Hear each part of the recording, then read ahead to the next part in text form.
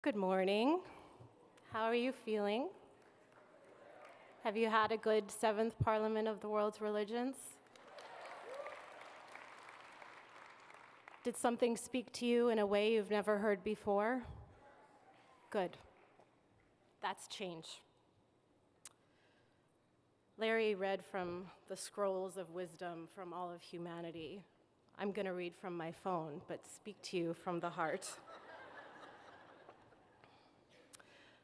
Often when people ask me, what is the Parliament of the World's Religions?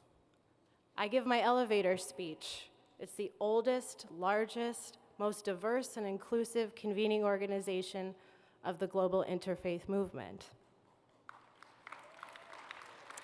But between those of us in this room, and I'm astounded at the showing of this early morning closing plenary, I'm going to call it something different.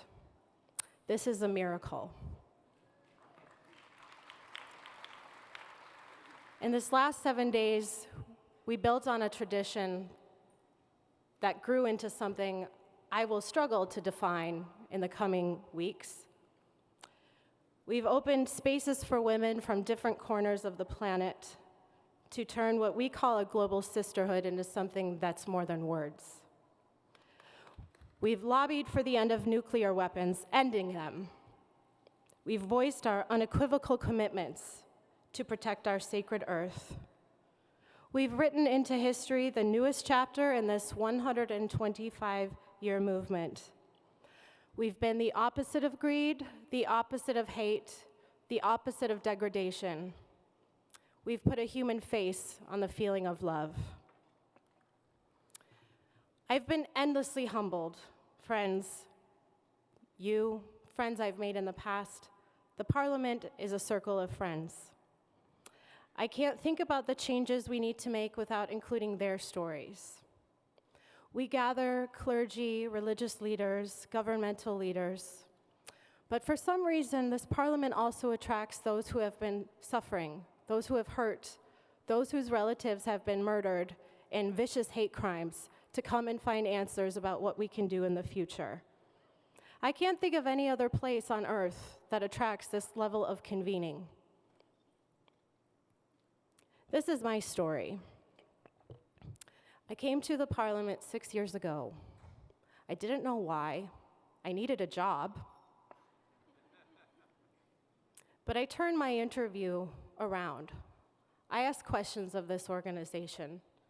Will this be a good use of my time, considering it's not going to pay very well? And I learned that there had just been a tragedy in Oak Creek, Wisconsin. I was out of the country when it happened, so I only read about it on a proposal for a program. And I looked into my heart, and I called my family, and I said, I want to do this.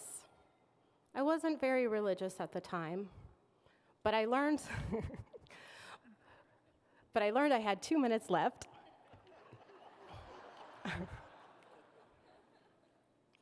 But I learned that there was something happening in our culture that the news wasn't telling us.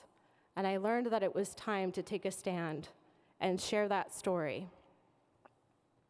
So I want to take time to ask you to tell your story. We're going to pause for a little less than 2 minutes. I'm going to ask you to take out your phones. Any of you who have phones, use the hashtag 2018 POWR and share something that tremendously changed you, a speaker's thought, a profound moment, something funny that happened. Maybe you might even want to congratulate a couple that got engaged at this very Parliament, Richardo Bustos Manzano and Johnny Martin, who couldn't think of a better place to commit their love to one another. You can commit to sign the global ethic now that its 5th directive is committed to protecting our planet, or the International Declaration to End Violence Against Women.